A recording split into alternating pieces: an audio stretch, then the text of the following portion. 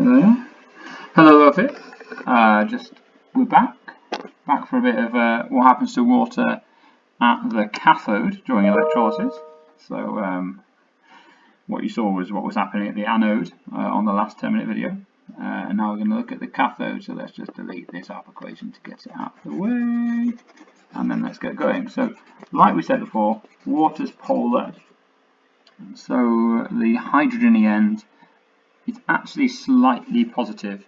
It's not fully positively charged, so don't start putting charges in on water molecules, but it is slightly positive. That's where the delta comes in, and so it will get attracted to negative stuff. So when water hangs around the negative cathode, it actually does orientate, as we've drawn here, with the hydrogens kind of sticking out towards it.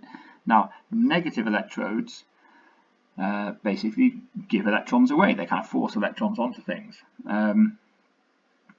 So in this case, actually, what happens is we're going to produce a couple of negatively charged things from these two water molecules, and a neutral gas molecule as well, by inserting two electrons. So whether this is not a mechanism, don't start quoting this when you get to university, but this is how I like to think about it.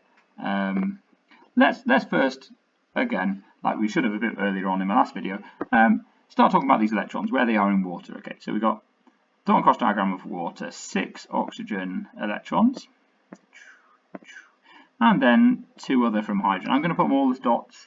You can think of the couple from being crosses there, but I just like to think of an electron as a dot.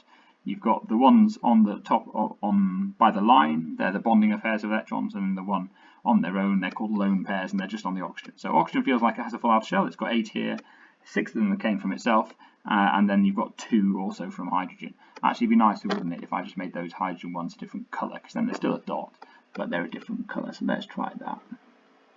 Let's get the rubber out and get that out of the way first. So let's just see if we can tidy this up a little bit. Get rid of those ones that we're saying are actually from hydrogen, so they're going to be blue. Let's make them blue. Okay, good. So that's dot and cross diagram for one water. Let's do it for the other water as well. Hydrogen 1 electron, group 1. Oxygen 6 electrons, group 6. Apologies, my screen is wobbling around as I press them, that's why they're a bit inaccurate there. So, well, how do I give more electrons to this?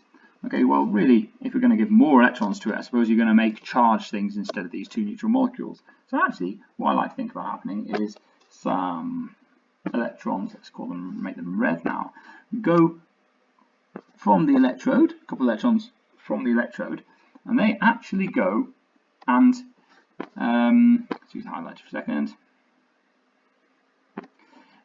they go and basically make a new bond between those two hydrogen atoms.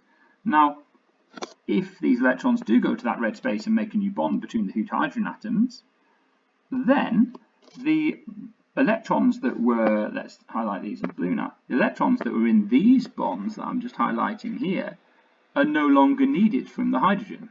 Okay, now this is all sounding maybe a little bit strange right now, but follow that through. Let's follow this through, and on the right hand side of the electrode I'm going to draw the products. Okay, so what we're saying is, let's get my hydrogen back, black pen, bear with me.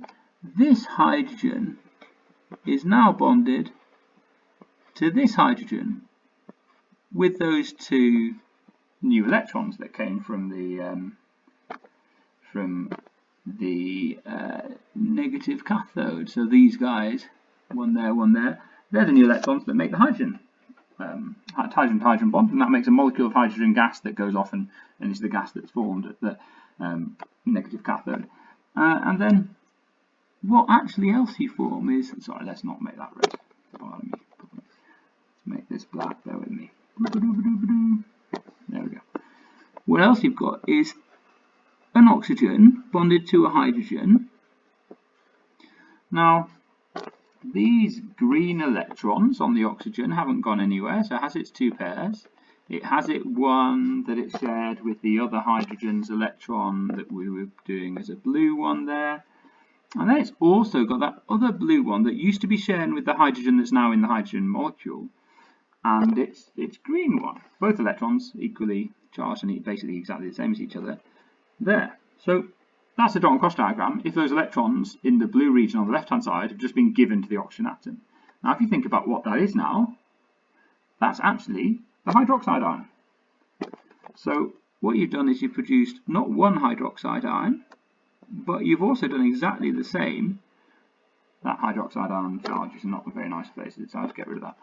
You've actually formed two of them because you've done it from the bottom water molecule and the top water molecule. So let's just put that charge there. And you've done exactly the same thing right at the top. So in effect, you've added 2 electrons to your 2 water molecules to make a hydrogen molecule and 2 hydroxide ions. So if we're going to go and write that out for half equation, well, it's 2H2O plus, because these electrons are going into the chemicals now, 2E minus goes to form, well, 1H2 molecule and 2 OH minus. Alright, come on, Ben. That's what happens when you use your cheapo stylus that you found at the back of a drawer. Come on. I'm going to maybe draw it above. 2. Maybe this bit of the screen just... Oh no, it does work.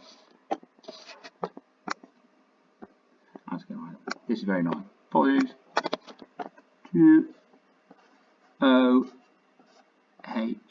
minus. Now with all half equations and all equations, we have to check that they're balanced. On the left hand side, let's walk through this with a green highlighter. On the left hand side we have 4 hydrogen atoms, 2 times 2. And we have 2 plus 2 hydrogen atoms, so 4 hydrogen atoms there, very good. And we have 2 oxygen atoms there, and we have 2 oxygen atoms there, so all good.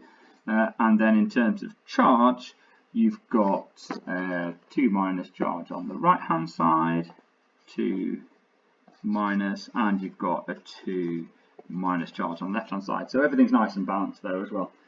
Again, like I say, this comes up quite a lot because water is in every aqueous solution that exists. So if you do electrolysis of an aqueous thing, this is a possibility at the negative cathode. What we have to decide on is whether this happens or whether the positive ion that is in your solution, which is often a metal ion, or whether that metal ion reacts. And actually, I can tell you the answer without explaining it. The answer is if the ion is of a metal that in the metallic form is less reactive than hydrogen gas, then the metal is formed. So if the metal, like let's say we have a copper 2+ ion, well, copper metal is less reactive than hydrogen gas, therefore copper 2+ will go and steal the electrons instead of water to make copper metal. If it's an ion from a metal that is quite reactive, like say sodium ion, because sodium's reactive, so the ion that came from it is Na+, that's more reactive than hydrogen, so the rule is that that wouldn't react, and instead this reaction that we've just drawn down there happens. So because there's lots of metals that are more reactive than hydrogen gas, there's going to be a lot of times where this equation comes in. So again, if you'd like to learn this equation, not a bad equation to rote learn because it comes up quite a lot, although I don't recommend you rote learn it anyway. Okay, I hope that helps. I'll be on Teams for any questions if you're low 6CH or whatever.